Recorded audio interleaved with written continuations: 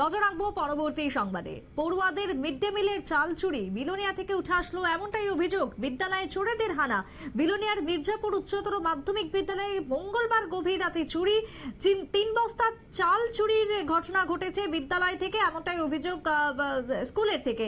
কি জানা যাচ্ছে, অভিযোগ কি রয়েছে প্রধান শিক্ষকের, শুনুন।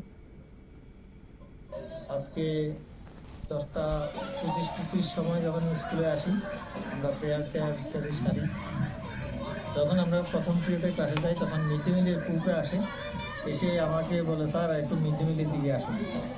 মিড ডে মিলের দিয়ে দেখি আমার যে রুমে মিড ডে মিলের চালগুলো, বাচ্চাদের খাওয়ার চালগুলো রাখা হয়, স্টোর রুমের একটা জানলা ভাঙা, এবং স্টোর রুমের ভেতরে যে চালগুলো রাখা আছে তার থেকে আনুমানিক 2 থেকে 3 বস্তা চাল নেই। তো এখন পরবর্তী সময় এদিকে দেখি একটা রান্নাঘরের তালাটা ভাঙা পাই, ওই ঘর থেকে তারটা এনে পাশে পড়া অবস্থা পাওয়া যায়, এবং লাইনে চাল বোর্ডে আছে, বিভিন্ন দিক থেকে চাল বোর্ডে নিয়ে গেছে, এই আর কি। কতগুলো চাল নিয়ে গেছে? প্রায় আনুমানিক 3 বস্তা, 2 থেকে 3 বস্তা। পুলিশকে জানিয়েছেন? এখনো জানিনি, আমি লিখছি, এখন এফআইআর জমা দেবো। এসএমসি কমিটিতে এলাকার মানুষকে জানিয়েছি। এর আগেও কি চুরি হয়েছিল? না, আমি আসার পর থেকে কোনোদিন আমি শুনিও নি এরকম চুরি।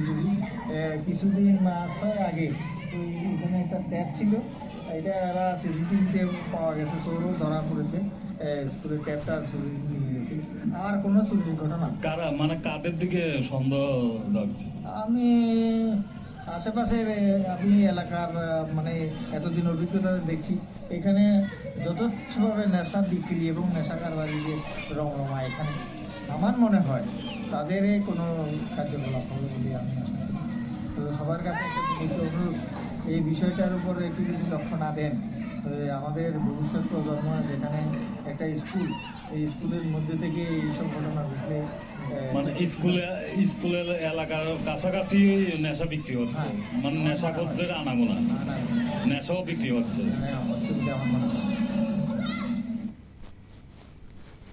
আপনারা শুনলেন বিদ্যালয়ের শিক্ষকের যে বক্তব্য উঠে এসেছে। এই ধরনের চুরির ঘটনায় প্রথম বিদ্যালয়ে, তবে বিদ্যালয় এলাকায় নেশার রমরমা রয়েছে, নেশা বাণিজ্য চলছে, তাদেরই এক্ষেত্রে এই হাত সাফাই বলে অভিযোগ উঠে আসছে বিদ্যালয়ের থেকে। তবে এখন থানায় মামলা দায়ের করার পর কি পদক্ষেপ গ্রহণ করে পুলিশ, আগামী দিনে বিদ্যালয়ের নিরাপত্তা কিভাবে বজায় থাকে, সেটাই এখন দেখার বিলোনিয়ার জন্য, এমনটাই বলছেন স্কুলের শিক্ষক থেকে শুরু করে অভিভাবকরা। ছোট্ট বিরতির পর ফিরছি, সঙ্গে থাকুন।